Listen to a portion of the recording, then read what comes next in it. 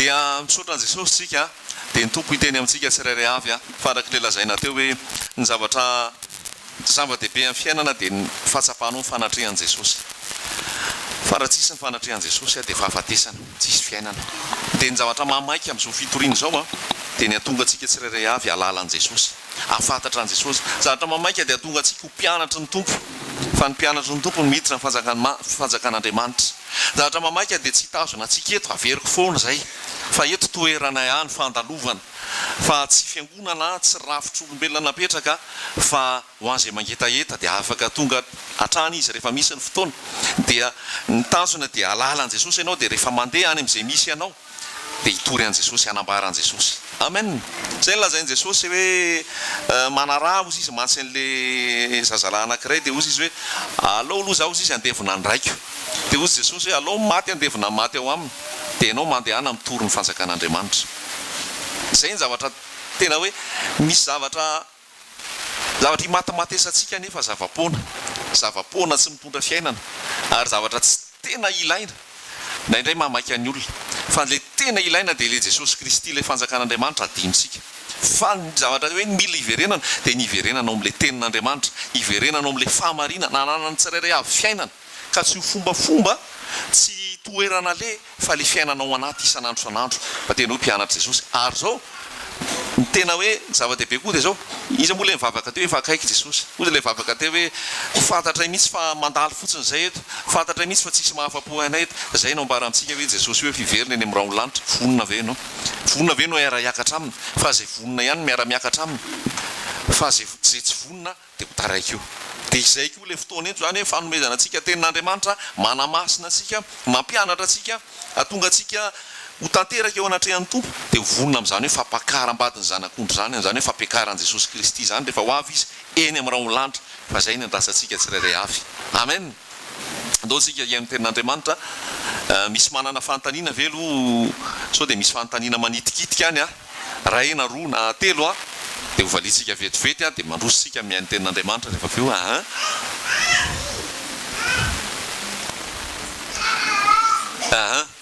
andraso omena micro dia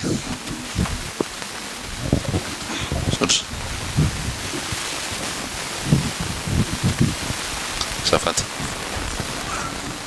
namaky asan'ny apôstôly aho omaly dia ohatran'ny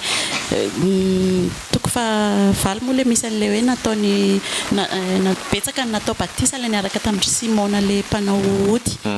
dia fa batisa fa tsy mandray mifanamasina fa avy eo tonga ry Petera dia zay vao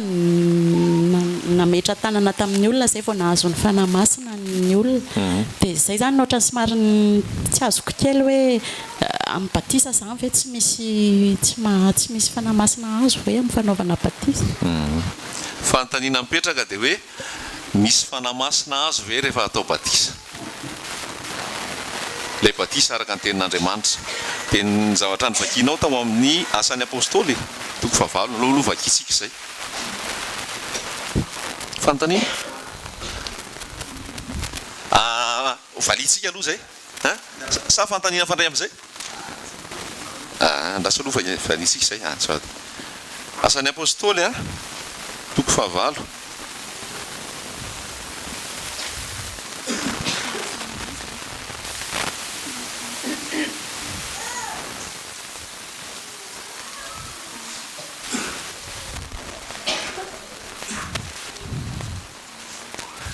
mba misy ray mamaky hoe azafady ny asan'ny apôstôly toko fahavalo tsy izy rehetra fa eo amin'le nanaovana batisa sy le manomboka amin'ny 5:10 no nitafidiny izy roa lahy dia nivavaka ho an'ny olona mba handraisan'ny fanamasina fa tsy mbola ny latsahany izany izy na dia iray akory azy fa natao batisa tamin'ny anaran'i Jesosy tompo ihany izy ary izy roa lahy nametra tanana taminy ka dia nandray ny fanamasina ireo ok zay zany le zavatra vao misy teto nanao évangélisation fitoriana filazantsara tany Samaria Filipo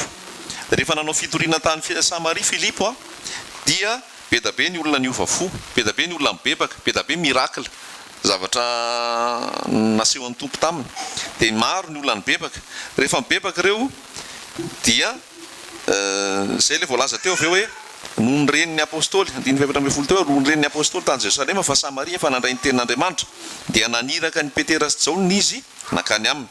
noho ny tafidana tany izy roalahy dia nivavaka ho an'ny olona mba handraisany ny fanahy masina fa tsy mbola nisy ny ilatsahany izy na dia ray akory azy fa natao batisa tamin'ny anaran'i Jesosy tompo ihany izy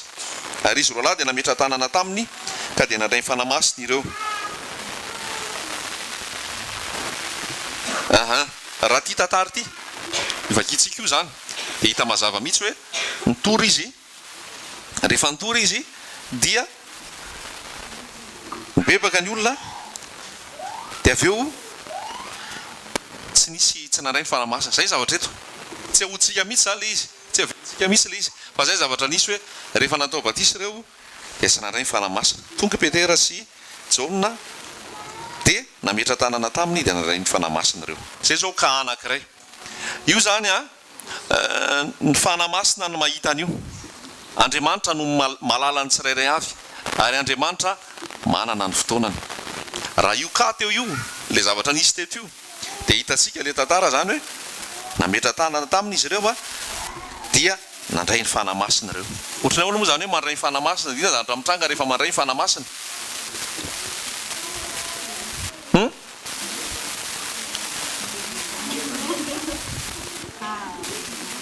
ianao zao rehefa mandray fanahy masina dia mienjana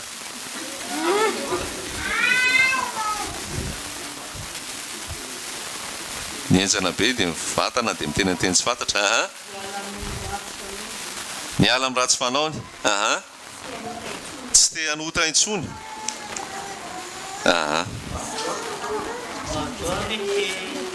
tsy te hanota intsony zany hoe rehefa mandray ny fanahy masina dia tsy te hanota intsony ny zava-dehibe zany zavatra entin'ny fanahy masina aloha zany voalohany indrindra le fanovana régénération renouvellement raha misy olona amin'ny Kristy olom-baovao lasa ny zavatra taloha avy eo manifestation mamitaka hoe mihinjitra miejera mipelipelika mitabataba zany fisehoana eo ivelany fa aloha jerena ny rapitso raha afaka apitso hoe inona ny tena zavatra mivoaka ao aoriana fa ny tena zava-dehibe dia le famasinana le fitoeran'ny fanahy masina ao anaty mitarika anao atahotra an'Andriamanitra anao sitrapon'Andriamanitra tsy mampanota anao intsony zay ny tena zava-dehibe dia teto zany izay le tantara fa zao ny zavatra misy indray ianao raha mamaky eo amin'ny asan'ny apôstôly misy tsy mbola natao batisa akory eo ampitoriana teny dia milasaka ny fanahy tsy mbola vita batisa akory le olona tsy mbola nisy nina natao fa eo ampitoriana fotsiny Petera dia milasaka ny fanahy masina zay ndray fiasan'ny fanahy hafa ndraiky io zany zay zany hoe tsy voafetra tsisy règle fa misy olona tsy vita batisa tsy natao ninina fa eo ampitoriana eo dia milatsaka ao amin'ny fanahy vakitsika ny asan'ny apôstôly toko 10 asan'ny apôstôly toko 10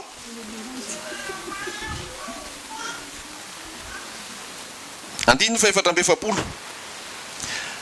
lava be le tantara ny asan'ny apôstôly toko 10 fa io tantara io dia i Cornelio ilay hafa firenena ny antso ny Petera ao aminy itory anjany filazantsara zany hafa firenena tsy jiosy fa nentin'Andriamanitra tao Petera itory ny tenin'Andriamanitra raha fa tarihan'ny tompo ianao vakio ny asan'ny apôstôly toko 10 dia hitanao ny tantara fa zao no zavatra hita tonga tao amin'ny Cornelio Petera dia nitory teny zany hoe fanangon'ny Cornelio ny fianakaviana hoe ndao mba amin'ny tenin'Andriamanitra dia efa vory teo ny fianakaviana dia nitory amin'izay i Petera dia eo amin'ny andininy 770 dia zao ny voalaza raha mbola nilaza izany teny zany Petera dia nilatsaka tamin'izay rehetra nandeha ny teny ny fanahy masina ary talanjona ny mino isan'ny voafora izay niaraka tamin'ny Petera satria nilatsaka tamin'ny jetilisa koa ny fanomezana dia ny fanahy masina fa nandre azy ny teny tamin'ny fiteny tsy fantatra sy nankalazan'Andriamanitra izy zay zao ny manifestation an'le fanahy masina teto indray eo ampitoriana eo Petera dia milasaka amin'ny olona ny fanahy masina zay rehetrarehetra nandre ny teny ozy dia nilatsahany fanahy masina dia toizantsika le teny dia namaly Petera ka nanao hoe misy olona mahazo mandrara ny rano tsy anaovana batisa ireo izay efa nandray ny fanahy masina taloha tahaka antsika koa va dia nasainy natao batisa amin'ny anaran'i Jesosy Kristy izy ary nangatan'ireo mba hitoetra ho amin'ny andro vitsivitsy. Tranga anankiray indray zao io dia hitantsika hoe nitory teny Petera eo ampitoriana teny Petera milasaka amin'ny fanamasina. Eo milasaka amin'ny fanamasina zay izy vao natao batisa. Hafa ndray koa zany zay. Mazava ve zany loatra eto? Misy tranga anankiroa zany reo samy marina satria zavatra naseho fanamasina, zavatra naseho an'Andriamanitra. Tsy afaka miteny zany tsika hoe raha mbola tsy vita batisa ianao tsy milasaka aminao fanahy. Fa raha ny tompo raha mitory eto sika misy mbola tsy vita batisa eto latsahan'ny fanamasina tao batisa izy avy eo zay ny sirapon'ny tompo. Misy ndray nefa efa natao batisa tsisy fanamasina milasaka. Io ndray ny tompo mahita ny eo am-po. Misy ny olona ndray formalité le batisa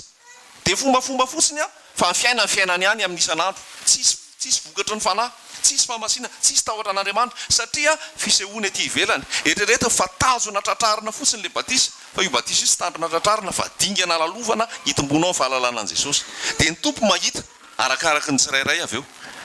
Fa be da be izay natao batisa zay hitantsika zay fiatraikany avy eo hoe izavy mivita batisa, hitantsika zay fiainany ao aoriana. Fa misy ny sincère zany hoe madio am-po tena amin'ny fony misy nanaovana batisa na tena anao an'i Jesosy. Misy ny tsy sincère fa mety hoe nasain'olona niteren'olona fotsiny hoe ndao anao atao batisa na hoe mba te iseho fotsiny aho eo atao batisa fa tsisy fibebahana marina. Fa ny fibebahana marina dia mitarika fitoeran'ny fanamasina ao anatinao. Manaraka Efesianina toko voalohany indray dia milaza hoe ianareo rehefa nino dia vao hisy tombo-kase ny fanamasina. Tsy hitanao maso zany fa zavatra ampanahy, scellé du Saint-Esprit. Efesianina toko voalohany. Efesianina toko voalohany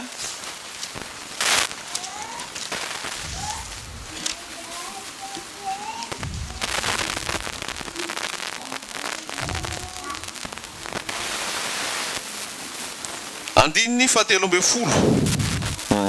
misaotra. Dia ao anatin'ny Efesianina indray milaza hoe ao aminy ianareo rehefa nibebaka sy ny maro samihafa voalaza eo fa amin'ny 17 hoe ao aminy koa ianareo rehefa renareo ny tenin'ny famarinana dia ny filazantsara famonjenanareo eny ao aminy koa ianareo rehefa nino no nasiana tombo-kase tamin'ny fanamasina araka ny teny fikasana. Zay ao aminareo rehefa nino ozy nanino nasiana tombo-kase tamin'ny fanamasina araka ny teny fikasana. Izany fanahy zany ny santatry ny lovantsika ho fanavotana ny olona izay nalainy ho an'ny tenany ho fiderana ny voninahiny. Zany hoe rehefa nisy finoana an'i Jesosy ao vao hisy tombo-kase ny fanamasina ianao. Tomba avy eo mitarika anao amin'izay avy eo ho amin'ny fanaovana anao batisa. Fa zay zavatra nisy. Jesosy rehefa natao batisa dia lasaka teo amin'ny fanamasina. Ao amin'ny Isan'ny Apôstôly ao dia misy tantara maro, misy koa ny teny hoe nandray fanamasina ve nareo tamin'ny voanino. Dia nisy laza hoe zay tsy nahalalan'izany kory fa misy zany. Dia natao batisa, natao nametrahan-tanana izy ireo dia niraisy ny fanamasina. Mazava ve le teny zany hoe araky ny fitarihan'ny fanahy sy ny zavatra mitrango eo zany le izy fa ny tena mipetraka aloha dia ao amin'le Korintiana, ao amin'le Efesianina teo hoe rehefa nino anao dia tombo-kase ny fanamasina. Ao am-po efa le finoana Andriamanitra mahita an'iny. Misy zavatra marina le Asan'ny Apôstôly toko 9 sy ny Asan'ny Apôstôly toko 10. Fa io miankina amin'le fahadiovam-po sy le taheta le tena hoe fahatsora-po eo anatrehan'ny tompo dia mameno Andriamanitra. Fa raha ny olona tsy mahazoto ary mikompona dia Andriamanitra tsy afaka mameno fanamasina. Avy eo ange natao batisa Simone, fa Simone avy eo dia niteny mihitsy Petera hoe ahoana ozy izy vereza miaraka amin'ny volanao fa verinao fa fanomezan'Andriamanitra dia afaka vidiana vola. Simone nefa natao batisa. Azonareo Simone natao batisa fa Simone tsy tao amin'le fatahorana sy le tahoatran'Andriamanitra. Zany hoe be da be ny atao batisa fa tsy ao le tahoatran'Andriamanitra, tsy ao akory ary le fanamasina satria tsy le olona manao batisa ny tena important fa ianao le atao batisa. Sincère ve ianao le atao batisa? Tena mifonao ve? Tena vokatra fibebahanao marina ve le nanaovananao batisa? Fa io atao fa ao arina ho hita eo. Dia ohatr'izay ny Simone mbola misy fakamangidy ozy izy ao anatinao ao mbola misy fangidiana ao anatinao mibebasy ao dia mba handray anao ihany Andriamanitra. Dia zay zany anankiray fisehoana ety ivelany fotsiny indraindray tato be da be zany fisehoana ety ivelany fa ny tompo mahalala ny eo am-po. Amen. Zay ny zava-dehibe. manaraka ay andraso vetivety fa nisy fantaninay nata zay zay hitako atao amin'ny Korintiana voalohany toko fahafolo andiny fahatelo amby roapolo ka tsy amin'ny fahaefatra amby roapolo izay mifankitosa hoe ny zavatra rehetra azo atao nefa tsy ny zavatra rehetra no mahasoa, ny zavatra rehetra no azo atao nefa tsy ny zavatra rehetra no dia inona ny fantaniana inona tianao tenenina misy zatra tianao atao nga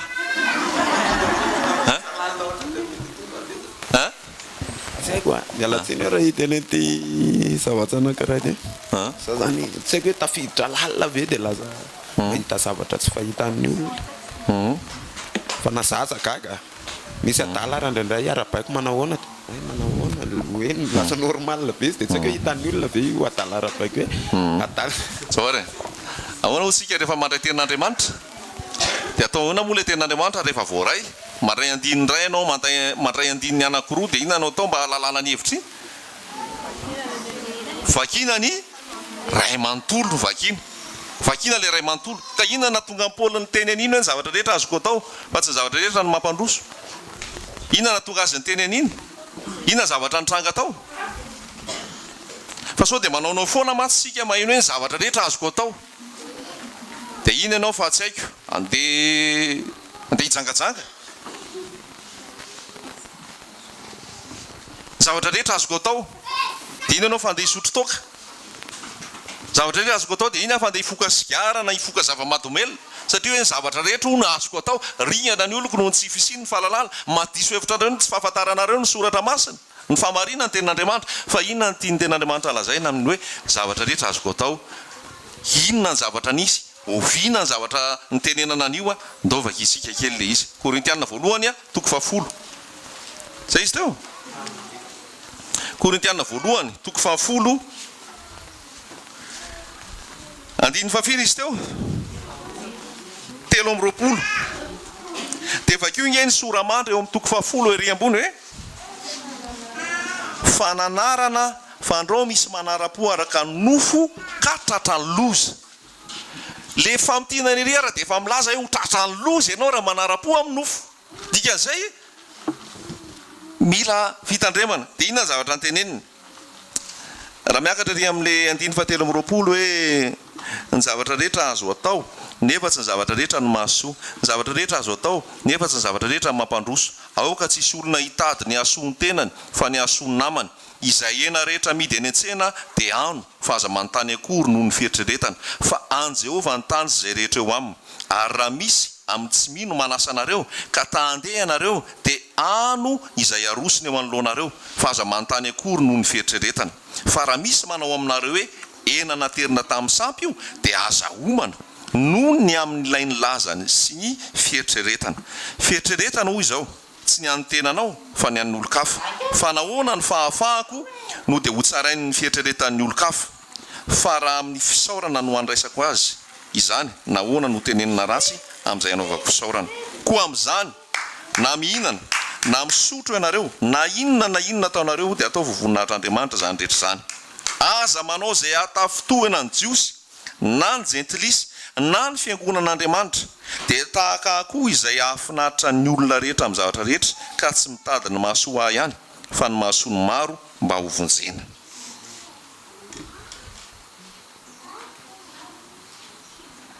dia ampiakariko ery ambonimbony andiny fa 7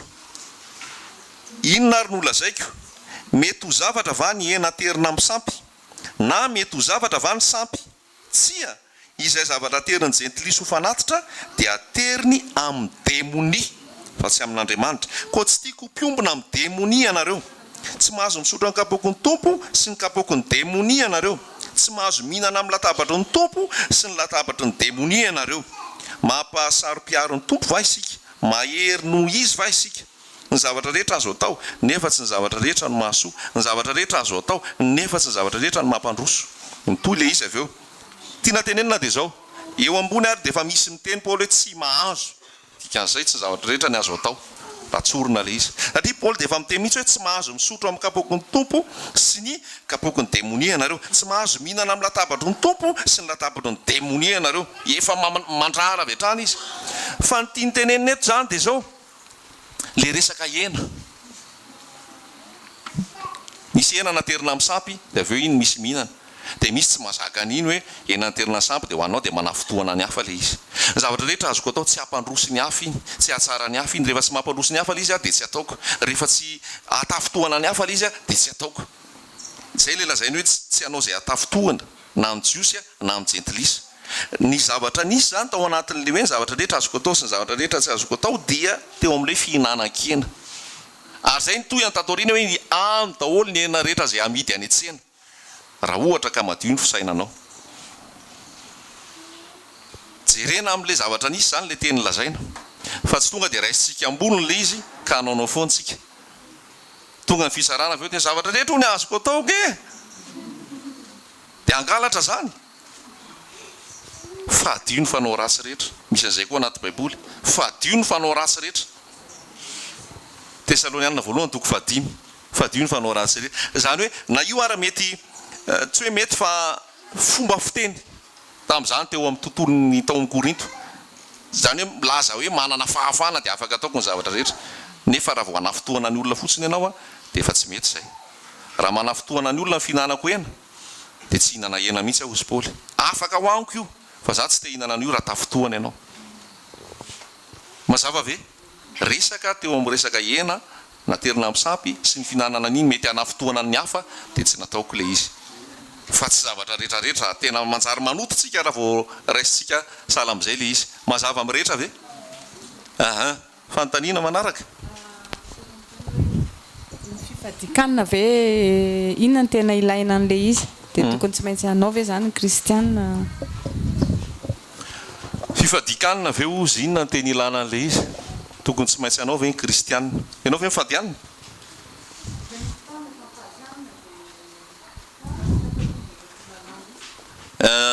ianao rery sa hoe fiarahan'olona dia inona ny antony ifadianao any na raha ianao manokana tamin'izany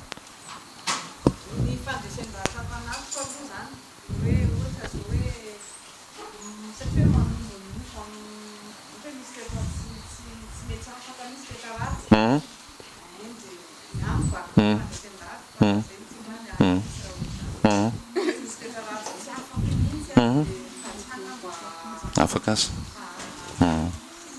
misy toetra ratsy tsy mety afaka dia mifadianina mba afaka azy zay natonga anao fadianina dia afaka ve le toetra ratsy taoriana fifadikanina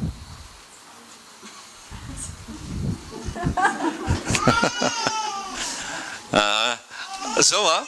le fifadikanina dia fomba nataon'ny jiosy tamin'izany ny hebreo rehefa misy fangatahana tia ny hoentina eo anatrehan'Andriamanitra ohatra rehefa niteny Jona hoe ho ravy Ninive indray moa zany efa tsy hebreo tsy jiosy dia rehefa ravy Ninive afaka fotoana zao izy dia ho ravy Ninive rehefa nandrean'izay ny tao dia ny fahadianina ny mpanjaka nyrovitina ny akanjo ny kohaka tamin'ny tany ny fahadianina mpanjaka zay miara-miasa rehetra tamin'ny tao ny fahadianina ny vahoaka rehetrarehetra ny biby koa dia ny fahadianina tsy nomena hanina koa ny biby tsy haiko zany hoe nisy akoho amam-borona ve tao omby sy ny sisa ny fahadianina koa reo dia nibebaka teo anatrehan'Andriamanitra izy dia rehefa ny fahadianina izy mibebaka teo anatrehan'Andriamanitra dia tsy niravana indray Ninive tsy nataon'Andriamanitra indray zany le fanapaha-kevitra hoe andeha inona moa andravany Ninive misy fotoana koa ao rehefa andeha misy fotoana zany rehefa misy zavatra ho atao rehefa misy zavatra angatahana dia misy ny mandeha mifadianina dia nomeny tompo azy zay ny ilainy rehefa avy eo iza koa moa le ny fahadianina Ezra sa Estera ny fahadianina koa Estera noho ninona ny fahadiana Estera hanina ny vavaka ho an'ny firenena izy nangataka famirapo izy dia ny fahadianina iza koa ny fahadianina ao anaty baiboly iana ny fahadianina inandray ny antony fahadiana ana hanina Samoela voalohany toko voalohany nangetaeta hananjanaka izy fa tsy nahazo zanaka mihitsy dia nifady hanina. Iza koa nifady hanina? Jesosy nifady hanina 7 andro sy 7 alina. Jesosy inona ny antony nifadiany Jesosy hanina? Mba ho masina kokoa ve? Mba hiovan'ny toetran Jesosy ve? Mba hahazoany Jesosy valim-bavaka ve? Mba hahazoany Jesosy hery. Zany hoe inona rehefa nga mifady hanina fotsiny izy tao anatin'ilay 7 andro sy 7 alina sady nivavaka. Dia rehefa vita ilay 7 andro sy 7 alina dia naninona? Nalainy dia voly fanamby zay avy eo. Zany hoe talohan'ilay combat zay hitestena Jesosy dia inona nataony Jesosy? Mivavaka sy nifady hanina. Dia vita amin'izay ilay fivadikaniny 7 andro sy 7 alina, tonga amin'izay dia voly nakafana azy fa tsy nahazo azy, tsy navoa azy. Satria nahazo hery izy tao amin'ilay vavaka sy fivadikaniny. Rehefa namoaka démonie mpianatra dia tsy tafavoaka ilay démonie. Dia ahoana hozy Jesosy? Iny karazany iny hozy izy tsy afaka raha tsy vavaka sy fivadikanina. Fivadikanina zany hoe ilay fivadikanina zany a dia misy antony be eo anatrehan'Andriamanitra fa arakaraka ny toe-ponao. Tsy ny hanina aloha fadiana voalohany fa inona ny fadiana voalohany? Fahotana aloha fadiana voalohany. Fa na hifady hanina tahaka n'inona eo ary ianao a tsy hitan'Andriamanitra io. Ohatrany eo amin'ny Isaia 7:20 mifady haninareo izy izy nefa nareo mahantra tsy omenareo sakafo, ny rariny tsy ataonareo, ny nareo mifampiady an-trano, nareo sy mifankaty. Inona ny fifadianareo hanina? Ny fifadikan'ny ilaiko izy Andriamanitra dia ny mamaha fatorana izay voafatotra, manafaka izay ampahoriana, mame hanina mahantra. Izay ny fifadiana izay ilaiko izy. Dia zay rehefa nytoy an'Isa 7:20 avy eo a fa misy zavatra be da be zao vokany rehefa avy eo rehefa manao an'izay ianao. Fifadikanina zany a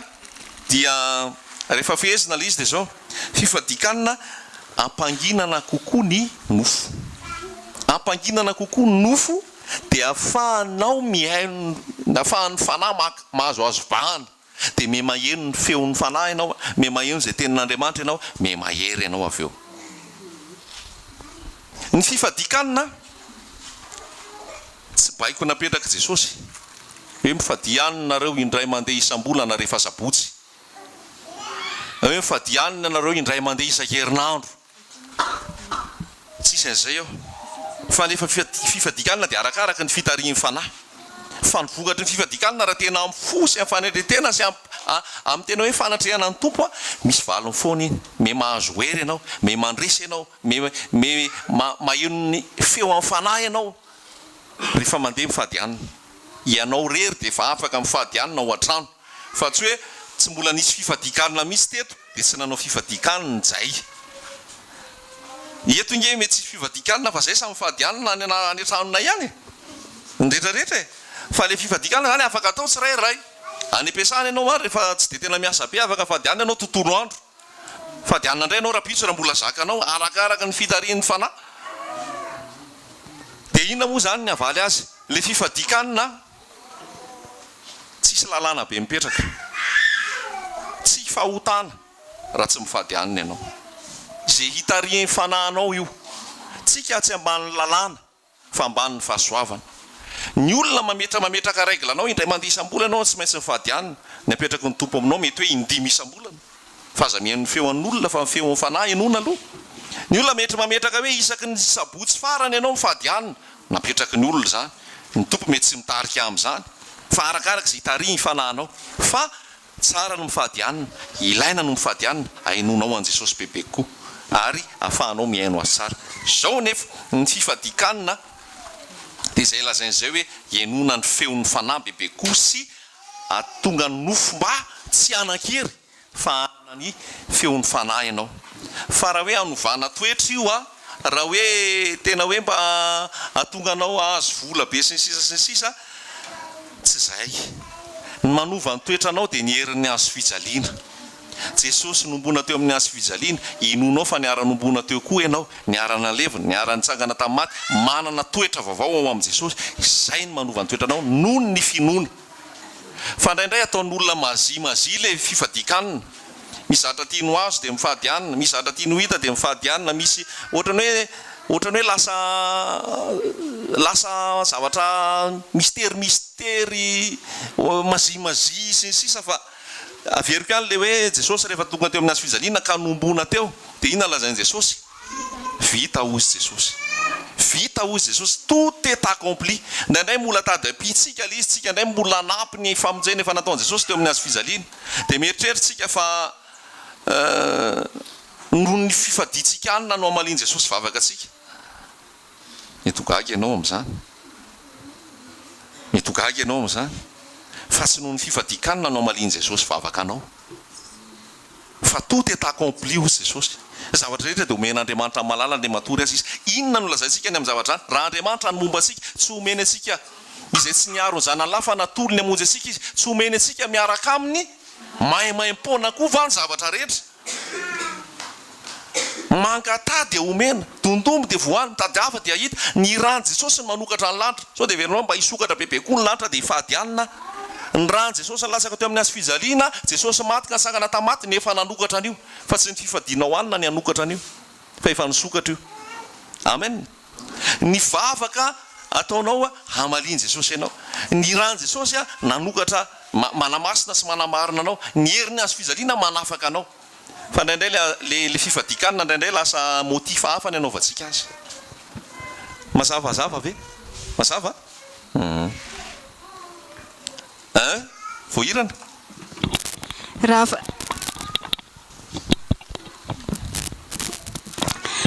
mba ampiana kely fotsiny le fanazavana efa feno zay efa misy an'le Matthieu 5:4 ny mpianatra Jesosy mpianatra zao nanantany mpianatra Jesosy hoe nahoana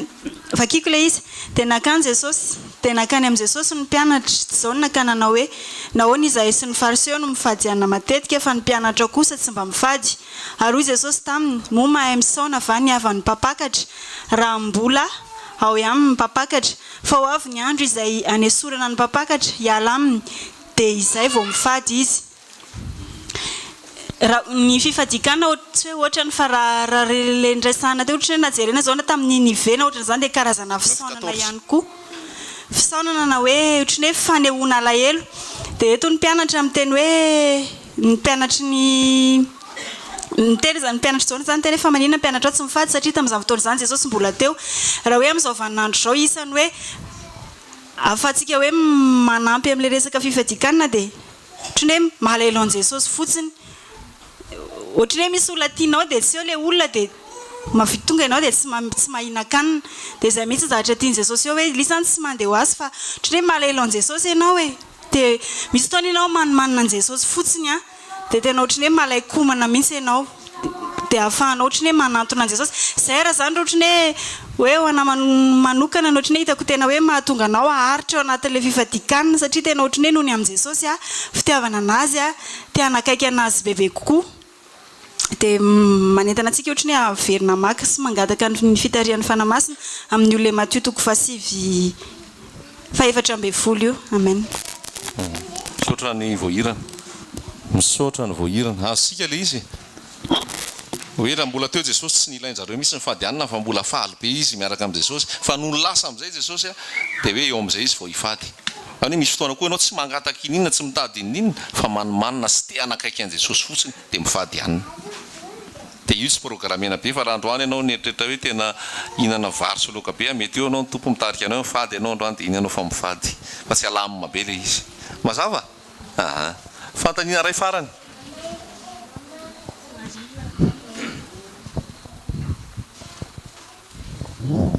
misy teny zao amin'ny Genesis 5 tsy azoko mihitsy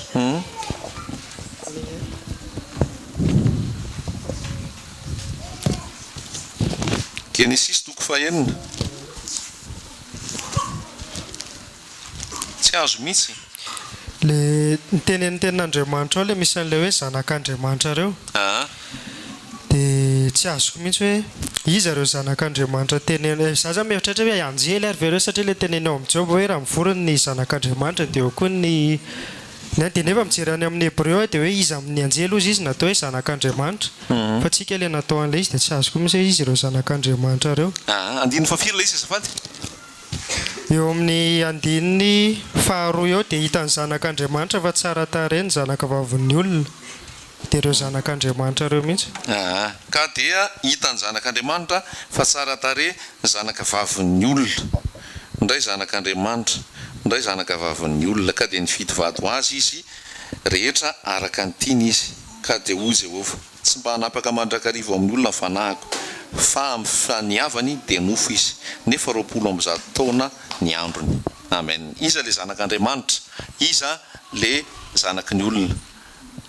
Dia vakio ny 14, ny Nefilima nitoetra tambonin'ny tany tamin'izany andro izany, sy taorianan'izany koa raha nivady tamin'ny zanaka vavin'ny olona, zanak'Andriamanitra, ka niterahany. Ireo no olay mahery hatr'izay elizay, dia lehilahy manan-daza. Ary hitan'i Jehovah fa be ny faharatsian'ny olona tambonin'ny tany, ka izay fisainana rehetra avy aminy fony dia ratsy ihany mandritry ny andro. Iza le zanak'Andriamanitra, iza le zanaky ny olona. Nisy taony misy efa nanao fampianarana teto, afaka meko misy ave famalina izay teny izay. Iza le zanak'Andriamanitra, iza le zanaky ny olona. Zafady, merci. Le dikany Nefilima io amin'ny teny Hébreu dia hoe nilatsaka avy any ambony na hoe latsaka avy any an-danitra. Zany hoe ireo zanak'Andriamanitra ireo dia anjely mivadika ihany koa zany. Ara-tantara mythologie grecque, ilay izy ohatra ny atao dessin animé ankehitriny, fa raha mythologie grecque ny jerena dia ohatra Hercule, ohatr'izay, ohatra reny taure reny zany fiarahan'ny anjely mivadika sy olona teto tany, dia nanomeny antsoina hoe géant. Dikany géant dia hoe avo. Tsika zao misy angano hoe rapeto, tsy angano fa tena izy ny légende reny. Eran'izao tontolo izao misy foana ny antsoina hoe olona lehibe, olona goavana. Dia tato fa dia zao miteny hoe tahaka ny andro noa fiverenana zanak'olona. Ny zanak'Israely rehefa nandeha tao amin'ny tany Kanana dia niverina teo indray ireo hoe ny Nefilima izy nitoetra tao amin'ny tany io tamin'izany. Goliata zao ohatra, mélange foana zany, misy an'le mélange zany. Dia raha tena tsorina zany dia anjely nivadika niaraka tamin'ny olombelona. Efa miverina be eo ankehitriny, fa amintsika amin'ny teny zao efa misy zavatra saripady be rahan'izao tontolo izao miresaka hoe fifiarahan'ny devoly sy ny olona miaraka. Matetika mety hitanareo zany amin'ny internet na any amin'ireny secret d'état reny no filaza azy. Zany hoe anjely nivadika. Zay zany izy. Fa misy koa zanak'Andriamanitra natsoina hoe kintana koa, izay anjely koa amin'ny Joba zao. Zay raha tsorina, tsy haiko nazy nareo. Fa nafenina zany izy io naferina satria miteraka fikorotana tamin'ny olona dia anisan'ny fiangonana lehibe ireo manafina azy, fa misy boky manambara. Hainareo Enoka dia voalaza mihitsy fa hoe niaraka tamin'Andriamanitra foana izy, ary Enoka 300 taona niaraka tamin'Andriamanitra foana, ary Enoka dia nitory ny zava-misy tamin'ny avant déluge, talohan'ny safotrano. Teneniny daholo ny zava-misy rehetra ao anatiny io dia hita ao daholo na Satana, hita ao daholo ny misy hoe boky ny Enoka zany milaza an'izay, izay afenina. Nefa i Joda miteny mihitsy Enoka izy dia milaza fa ho avy Jehovah miaraka amin'ny masina. Enoka nitory an'i Jesosy, nitory ny farandro. Hanafenina le izy satria misy zavatra manikitika be zany eo mampikorotana ny olona, dia nafeniny olona le izy. Fa tsy dia essentiel koa le izy satria tsy dia zany ny zava-dehibe. Fa rehefa amin'ny Jesosy dia zay ny tena hoe zava-dehibe. Fa raha tianao ny ahafantatra an'izay dia afaka manampy bebe koa. Fa anjely mivadika niaraka tamin'ny olona dia tahak'izay koa amin'ny andro farany. Azagaga raha Jesosy miteny hoe amin'ny andro farany dia latsaka eto ny kintana ny apahatelony. Tenin'Andriamanitra izay, io kintana teneniny io dia tsy izy akory fa devoly ho avy eto rehefa tonga ilay fahoriana lehibe ny ray apahatelony. Dia verina mihitsy zany ny zavatra talohan'ny safotrano rehefa tonga Jesosy. Tsy haiko na azoazonao izy, na mahafy azy.